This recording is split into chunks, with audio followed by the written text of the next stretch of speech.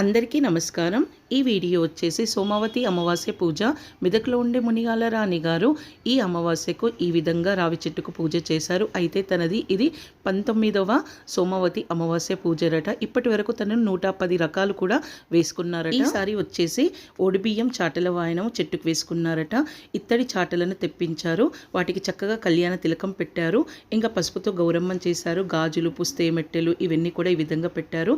ఇంకా బ్లౌజ్ పీసులు, వాటిలోకి ఒడిబియ్యము 108 ప్యాకింగ్ చేసి పెట్టారు. ఈ విధంగా బ్లౌజ్ పీసులు, ఒడిబియ్యం, చాటల ప్యాక్ చేసి పెట్టుకున్నారు. రావి చెట్టుని ఈ విధంగా పెట్టి పీట వేసి, పీట పైన చిత్రగుప్తుని ముగ్గుతో అచ్చు వేసి, గోపాదాలు పద్మాలు వేసి అద్దం పెట్టారు. ఇంకా గౌరమ్మను పెట్టుకొని చేసిన చాటల వాయనం ఉంది కదా, అవి ఒక్కొక్కటిగా తీసుకుంటూ చెట్టు చుట్టూ ప్రదక్షిణ చేసుకుంటూ మూలతో బ్రహ్మ రూపాయ, మధ్యత విష్ణు రూపిణి, అగ్రత శివ రూపాయ, వృక్షరాజయతే నమః అనుకుంటూ 108 ప్రదక్షిణలు చేసుకుంటూ 108 చెట్టు దగ్గర పెట్టారు. తర్వాత ఒడిబియ్యం పోసి మంగళారతి